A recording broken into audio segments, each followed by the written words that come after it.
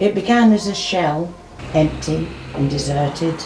There was a vision, a potential for dreams, a barren place to explore, an infinity of ideas, a place of warmth and comfort, and perhaps creativity for all. To get there we need help, and the community comes together with the guidance of enlightened and generous souls. Welcome to the Hub.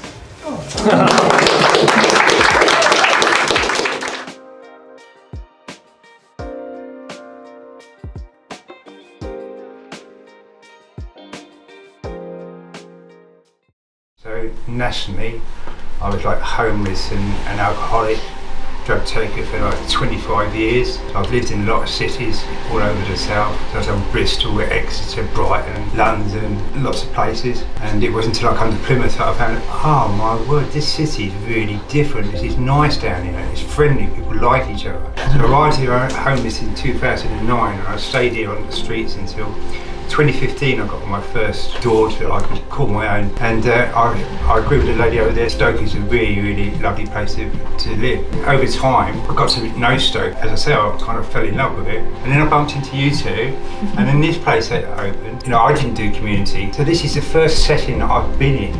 It's a community setting that I feel safe in. I've never heard a bad word in here. I've never seen anybody bully anybody. It's just been a thoroughly good experience from the moment I walked into here until this very day. You've got a really nice atmosphere that you've built here. You come through the door, you go, oh. I've been all over Plymouth and Tavistock, but Stoke is one of the best places. I love it. I moved away for 10 years, but as soon as I came back, I was back here again. And this is where I am now, and I love coming up here. Makes me happy.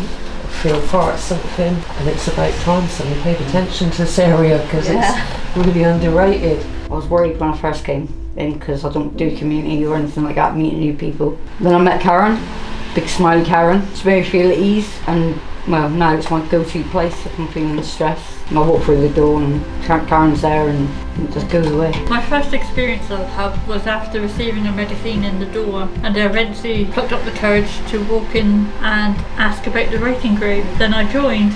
I was made to feel very welcome by Karen and the team. I think it's given me courage to actually think that maybe I can do something rather than always feeling negative and thinking that I'm no good at everything. Quite an anxious person. I wanted to do something, push myself. So when I found out about the Village Hub, I thought, great, I'll go and volunteer. That'll help me bring me out of my shell. Coming in, wasn't sure what to expect, and then after a couple of weeks of coming in, a bit of a flat line, so I'm more comfortable coming in now. And there's a little question mark at the bottom there, because I want to know how I can help. I've been coming and I just think, well, it's fun, I'll go with the flow. And I'm a bit with Richard. I've got a question mark about where I sit with the Village Hub, what my role is, and I want to be a part of it to learn. When I was running the art group, it went all a bit crazy. I felt a little bit like I wasn't supported. Can I use the word overwhelmed, maybe? Yeah. Have you thought about that and how that happened? Or it was hard. It was like I was getting left, and I felt like there was always two volunteers in the main room when it was like the hub was open. But when it was the art group, I was on my own, and I just found it really hard because sometimes there was problems. The word safe, it means lots of different things to lots of different people, but when you were doing that, and think of a difficult time, did you feel safe doing that? Not all the time, no. Because there was like one instance where the person that got up and almost flipped the table, and how do you react to that? Because I haven't been trained to do that. As a volunteer. Once you're in here, you never want to leave. It's like, even though I've given the art group up, I'll still be in. Yeah. I won't stay away. I can't stay away. Yeah. No, because you're happy here. Yeah, it's a lovely place Yeah. to be around. Yeah.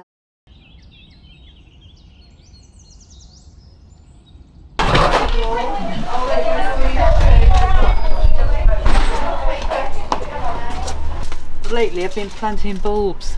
We seem to have lots of bulbs and daffodils. So I picked out the ones that were still viable, and there's some in there, and every space I've got to put something in. We're sort of between seasons now that things are still flowering. The roses are looking lovely, aren't they? The longest day was the day we put the shed up, me and Helen. I was glad to get it done, you know.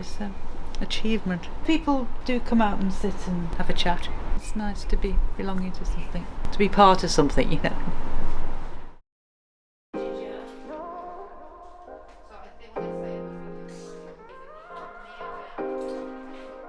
This was making me think about the times over the last year when I've been able to go out and do stuff with people because of the hub. So some of that might be garden or helping to build things, and some of it as well, like going on that, doing the art, go to see kind of trips and stuff. And that's been really like nice way again to all get to know each other out of the hub. So actually quite a lot of my favourite things happen not inside this building but outside of this building. That feels quite special. Yeah. It's interesting, these buildings that would be underused maybe, and it's been really lovely that we've been able to not just use them but rent them as well as part of some of the activities we've been doing. People have often said about, you know, it would be great to get a building. It does feel that we've outgrown our space a little bit as well in many ways. And my kind of art part, I think it's related to that thing of like something starts and then it's like, how do we maintain it? How do we make it happen? And sometimes I get the feeling that things also get quite attached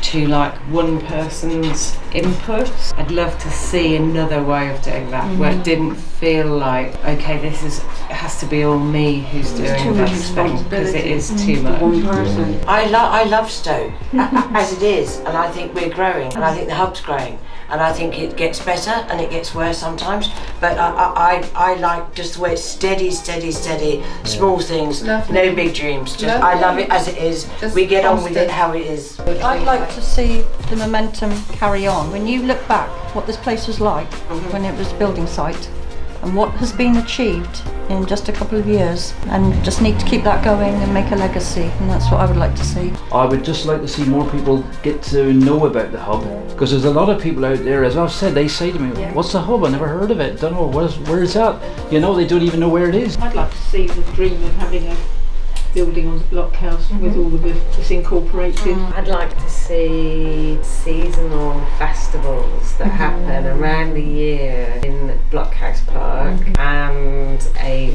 massive festival of really big kites. For a little village, we got a lot of ideas, you know, haven't we? We got a lot of things. I've written on here that the hub is a launching pad for initiatives. And that lady said, didn't she, Julie, she said, don't forget the village hub is just a baby. It's a tiny little baby just learning how to crawl. So can't even speak yet. It was an absolute eye-opener to me how extensive and how much goes into actually running it. It's not just a case of opening the door. I mean, there really is a heck of a lot of administration and management, and thank you all very much for that.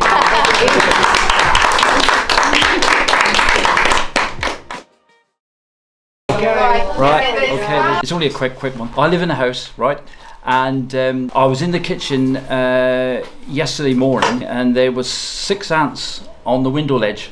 On the window, 6 ants. And I thought, oh yeah, I didn't take no notice of it. Well, when I looked this morning, there was 4 more ants. So 6 and 4 is 10. That's what they are now, 10 ants. Moving swiftly on.